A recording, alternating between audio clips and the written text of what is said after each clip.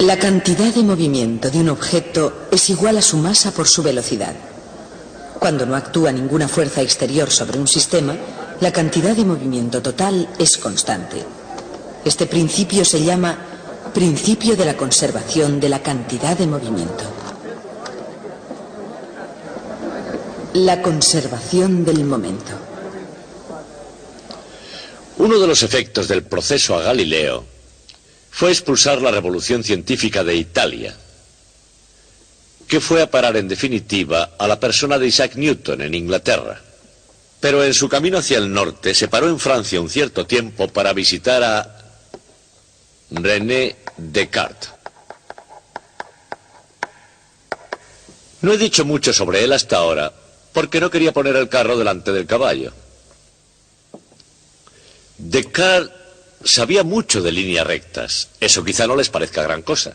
Pero ello condujo al invento de las coordenadas cartesianas, llamadas así en su honor, aunque no las inventó él. Y al principio de la inercia, que Galileo no consiguió solucionar completamente. Descartes, además de gran científico, era optimista. Pensaba que llegaríamos a entender todo lo que necesitábamos saber en solo unos años si seguíamos unos cuantos principios racionales que, por supuesto, él estaba preparando para nosotros. Una cosa que hemos de reconocer en Descartes es la idea del universo mecánico.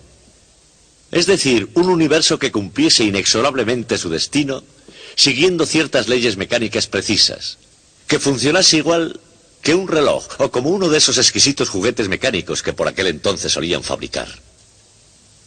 Pero la analogía fallaba en un aspecto muy importante. Al reloj había que darle cuerda de vez en cuando, y Descartes no quería una intervención semejante por parte del creador de su universo. Así que necesitaba algún principio que mantuviera al universo funcionando para siempre. Y dio con la idea de que la cantidad total de movimiento en el universo era una cantidad fija.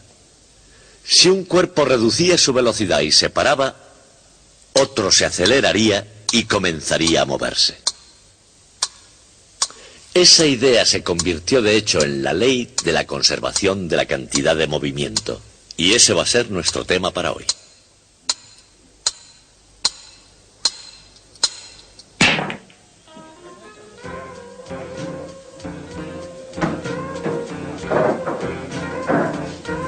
Estos hombres viven según ciertas leyes, algunas veces al margen de los estatutos de la ciudad y condado de Los Ángeles con respecto al juego, pero siguiendo siempre cierta ley de la mecánica clásica.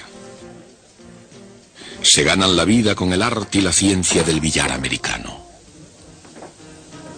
Pero ni todos ingresan en la Academia de Billar La Tiza para ilustrar las leyes de la conservación del movimiento. Ni tampoco todos aprecian aquí el hecho de que tanto si pierden como si ganan, la mecánica clásica es la que gobierna el juego del billar. La mayoría de ellos bajan las estrechas escaleras de la tiza para dar unas tacadas o para beneficiarse de la experiencia de otra manera. Pero lo más probable es que, cuando se aplican correctamente ciertas leyes de la física, todos aprecian aquí completamente los efectos. Por supuesto, así como la bola de billar puede obedecer perfectamente esas leyes, los principios que la sustentan no se originaron en la Academia de Billar La Tiza. Algunos de esos principios, como el propio juego de billar, tuvieron su origen en Francia. Como cualquier joven de la católica Francia de principios del siglo XVII, René Descartes llegó a amar la ornamentación de las matemáticas como una obra de Dios.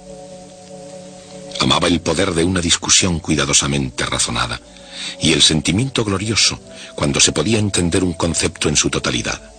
Pero Descartes vivió en un tiempo en el que, al igual que ahora, las glorias de Dios y el poder de la razón no iban siempre en perfecta armonía.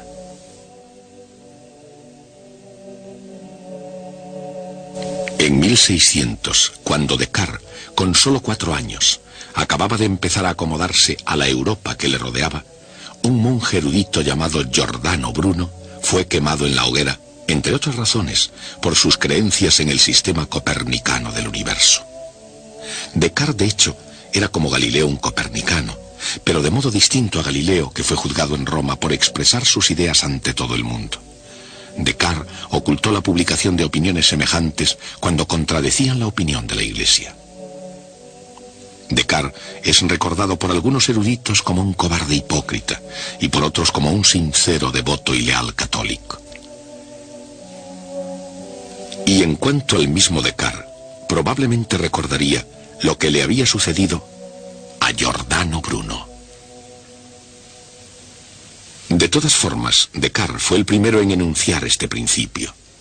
La cantidad total de movimiento en el universo es constante. Si un cuerpo no es interferido, se moverá a velocidad constante en línea recta. Esa es la ley de la inercia. Era una idea de Galileo perfeccionada por Descartes. Pero cuando un cuerpo choca con otro, no solo separa, transmite su movimiento a los cuatro cuerpos. La cantidad total de movimiento se conserva.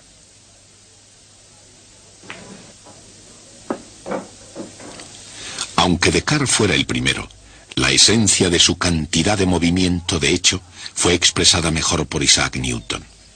Siendo tan polémico como era, se duda que Newton retara a algún colega a jugar al billar. Sus retos eran solo al intelecto. Ninguna de sus expresiones fue más poderosa y emocionante que la de su idea de la cantidad de movimiento. En su obra clásica Principia, escribió: el cambio en el movimiento es proporcional a la fuerza aplicada y se produce en la dirección de la línea recta en la que se ha aplicado la fuerza. Newton utilizó la palabra movimiento para significar la cantidad de movimiento, o en términos modernos, la velocidad de un cuerpo multiplicada por su masa.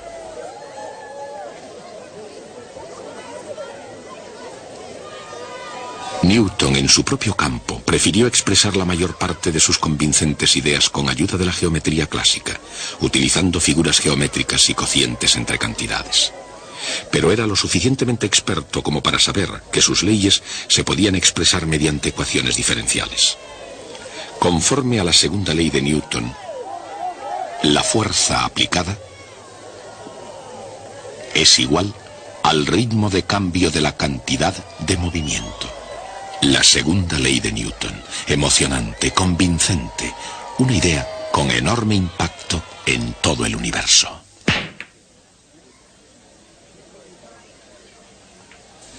Las interacciones alrededor de esta mesa son temas complejos de ciencia social. Sin embargo, las interacciones sobre esta mesa son de naturaleza puramente física y relativamente fáciles de explicar. Una vez más, según Newton, la cantidad de movimiento de una simple partícula de masa definida es igual a m por v. Y la variación de la cantidad de movimiento se puede expresar mediante una ecuación diferencial. La fuerza es el ritmo de cambio de la cantidad de movimiento. Por supuesto, si no actúa ninguna fuerza, su derivada es igual a cero. Por lo tanto, el vector P es constante, lo cual significa que el movimiento del objeto es constante. Un cuerpo sobre el que no actúa ninguna fuerza continuaría moviéndose a la misma velocidad en línea recta. Es la primera ley de Newton, la ley de inercia. Pero cuando las bolas de billar chocan, cada bola aplica una fuerza instantánea a la otra bola, causando un cambio en su cantidad de movimiento. Aquí entra en acción la tercera ley de Newton. Las fuerzas que las bolas se aplican entre sí son iguales y opuestas. El cambio en la cantidad de movimiento de una bola es, por tanto, igual y opuesto al cambio en la cantidad de movimiento de la otra bola. La cantidad de movimiento total del conjunto de las dos bolas no cambia en absoluto. Es constante. En realidad, esta nueva ley no solamente se aplica cuando chocan dos bolas, sino cuando lo hacen un número cualquiera de ellas. Y no solamente a las bolas de billar, igualmente es aplicable a todos los átomos que las componen.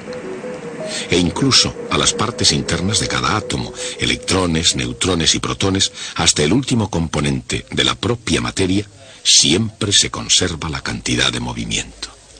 Pero hay una forma más fácil de ganar en este juego que seguir la pista a los innumerables electrones, protones y neutrones de cada bola de billar.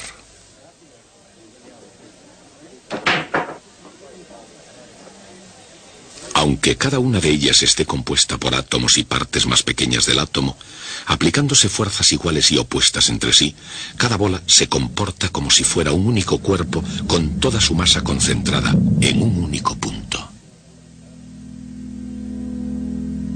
Ese punto se llama centro de masa, y en esta situación es una de las ideas más explosivas de la física. El centro de masa es el punto en el que hay que fijar la atención cuando se calcula la velocidad y la aceleración de un cuerpo compuesto. Cuando ninguna fuerza externa neta actúa sobre un sistema compuesto, independientemente de lo que suceda en sus componentes, el centro de masa del mismo continúa moviéndose con velocidad constante en línea recta. Al deducir su segunda ley, Newton pudo haber imaginado un conjunto de cuerpos compuestos no necesariamente en contacto uno con otros, dos cuerpos de masa casi igual, o quizá mejor todavía, dos cuerpos como la Tierra y la Luna. Newton sabía que actuaban fuerzas ocultas, por ejemplo, la fuerza de la gravedad. Recíprocamente, él pudo imaginar que sobre este sistema no actuaban fuerzas externas. Entonces el sistema no tendría aceleración. Su centro de masa se mueve con velocidad constante. Si el planeta arrastra a su luna, entonces la luna arrastra al planeta con una fuerza igual, pero de sentido contrario. El vector suma de las dos fuerzas y la derivada de la cantidad de movimiento de los cuerpos son ambos iguales a cero. Si la derivada de algo es igual a cero, ese algo es una constante, y esa constante, la suma de las cantidades de movimiento de todos los cuerpos, es una cantidad que se conserva. Es siempre la misma.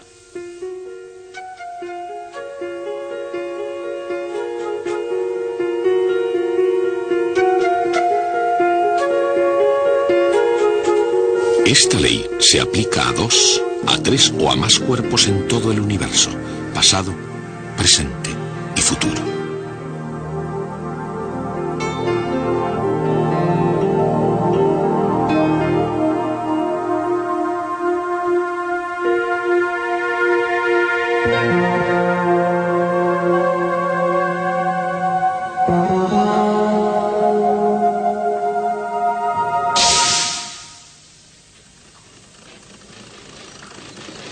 La pequeña nave espacial newtoniana es una nave de defensa en la nueva flota del universo mecánico.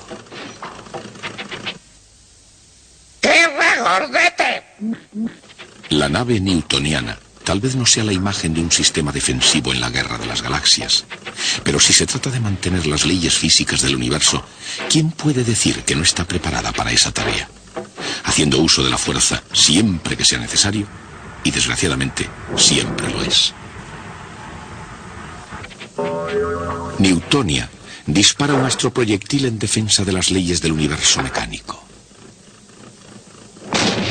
Incluida también, por supuesto, la ley de la conservación de la cantidad de movimiento.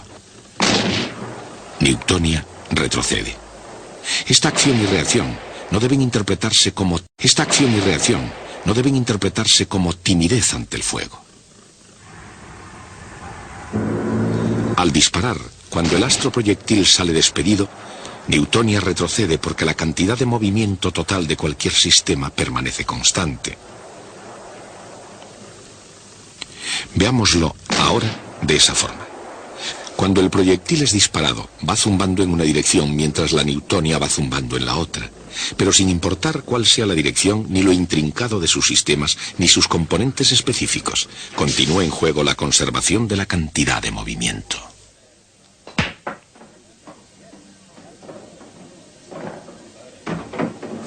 Y el caso es que lo mismo sucede con la conservación de la energía.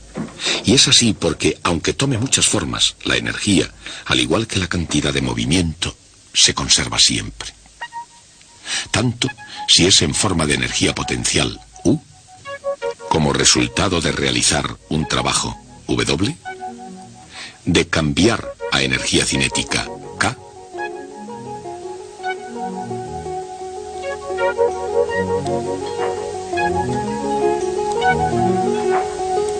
o disipada en alguna otra forma, calor o Q. Toda energía se conserva estricta y absolutamente. Una vez más, sea cualquiera la forma que tome, la energía, como la cantidad de movimiento, se conserva siempre. La conservación de la energía regula, por supuesto, todo juego, sin distinción de la forma que adopte la energía y sin importar cuáles sean las masas de los cuerpos. Pero en este juego solamente hay energía cinética y todos los cuerpos tienen la misma masa. ¿Qué pasa cuando chocan? La cantidad de movimiento P es una cantidad vectorial. Es el producto de la masa de un objeto por su velocidad. En otras palabras, la velocidad es igual a la cantidad de movimiento dividida por la masa. La energía cinética K es la mitad de la masa por la velocidad al cuadrado.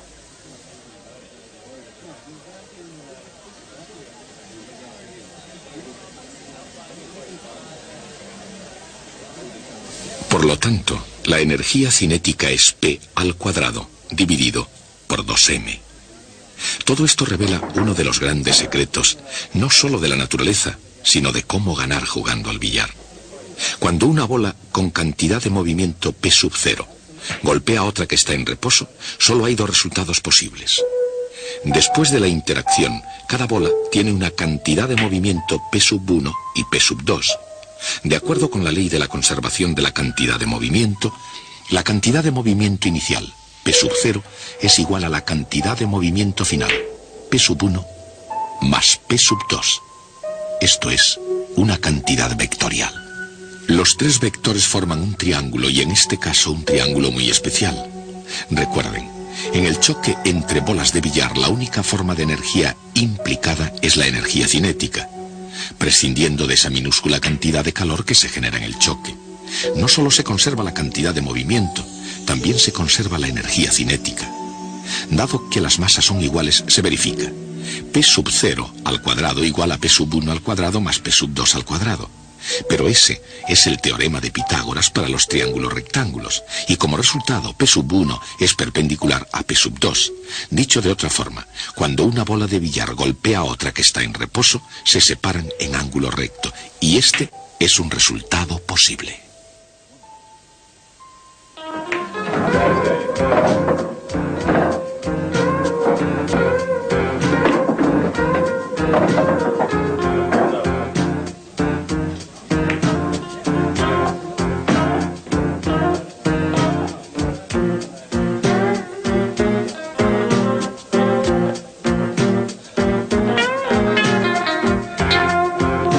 Pero, ¿es esa la única posibilidad? No. Un buen jugador hace que sucedan otras cosas, aplicando el efecto, es decir, haciendo girar la bola, además de rodar.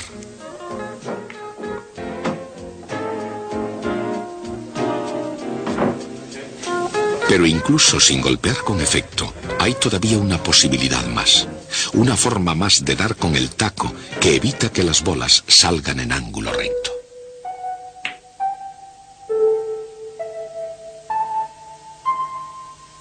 Si las bolas chocan correctamente, o sea exactamente de frente, ambas leyes, la de la conservación de la cantidad de movimiento y la de la energía, pueden satisfacerse aún de otra manera. Una bola puede pararse completamente y dar todo su movimiento a la otra. Esa es la segunda posibilidad.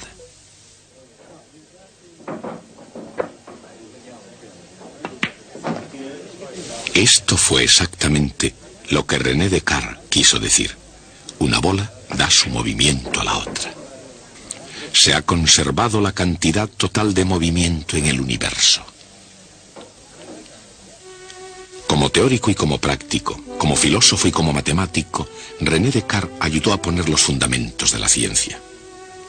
Tal como cualquier otro, al mismo tiempo que muchas de sus ideas fueron criticadas entonces y desechadas actualmente, su gran visión contribuyó a que el mundo viese la naturaleza en términos matemáticos.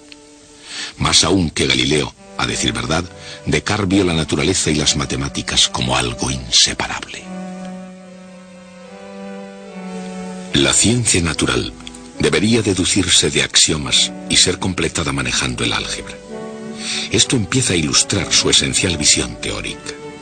El tronco del árbol simboliza la física enraizada clásicamente en la metafísica, echando ramas como la medicina, la moral o ética, y la mecánica.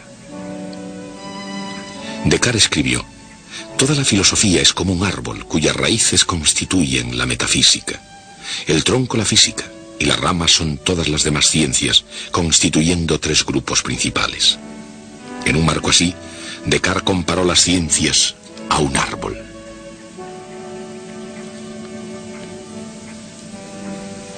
Y la matemática, sin más que nadie una explicación para todos los fenómenos del mundo, trató de hallar una matemática universal.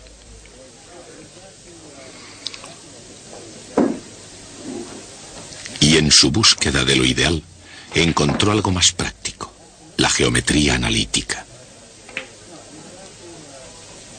Descartes introdujo el álgebra de símbolos a las manipulaciones geométricas de la antigüedad y cambió el curso de las matemáticas para siempre.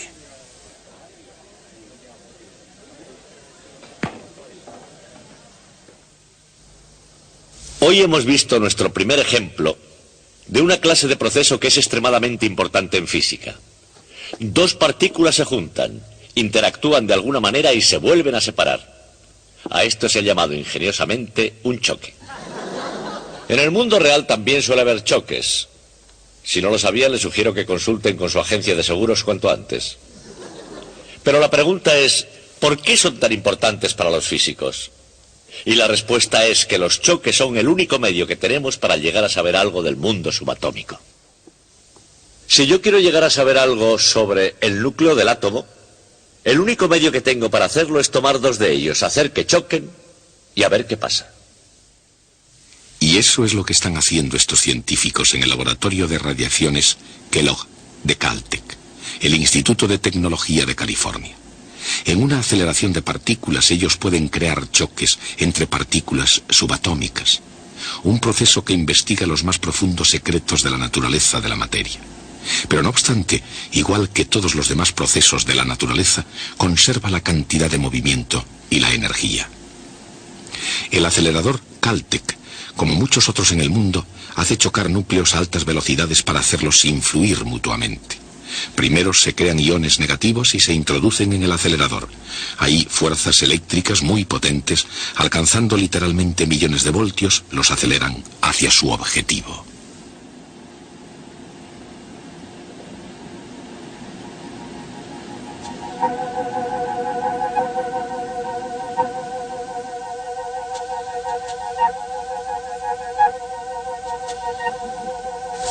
Dentro de la cámara hay un tubo a través del cual pasará el ion, desde el punto de entrada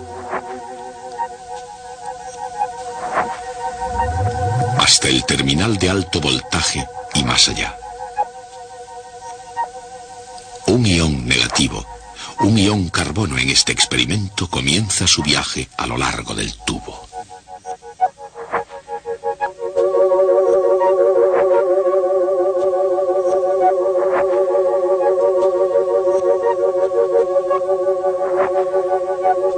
Un campo magnético dirige al ion para que cambie su movimiento.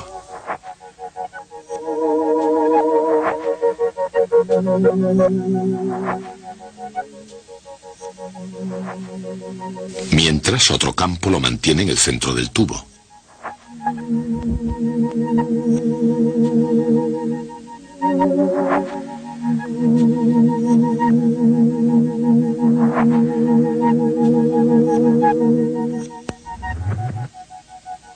Al aproximarse al terminal de alto voltaje, el ion gana velocidad. En la región del terminal de alto voltaje hay moléculas de gas a la espera. Inevitablemente el ion golpea su molécula y la colisión desprende alguno de sus electrones, lo que le confiere una carga positiva. Y ahora que el ion tiene la carga opuesta, el mismo terminal positivo le hace acelerar incluso más rápidamente hacia su objetivo. Los iones carbono son dirigidos a través del tubo de vacío hacia su objetivo, el helio. Esta reacción nuclear determina las cantidades relativas de carbono y de oxígeno, un paso crítico en la evolución de las estrellas. Las leyes que hemos utilizado hoy, conservación de la energía y de la cantidad de movimiento, no predicen todo lo que ocurre en experimentos de esta índole. Si lo hicieran no valdría la pena realizar dichos experimentos, pero son absolutamente indispensables para conocer las complicadas cosas que suceden. Así podemos conocer todo lo que queremos saber. Este procedimiento para el estudio del mundo microscópico por medio de choques entre partículas carece al parecer de cierta delicadeza. Alguien lo ha descrito diciendo que es como si quisiéramos aprender música oyendo cómo cae un piano por las escaleras.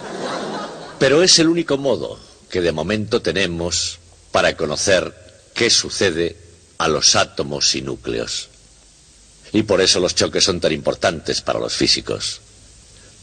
Pero ustedes procuren no tener ninguno. La cantidad de movimiento de un objeto es igual a su masa por su velocidad.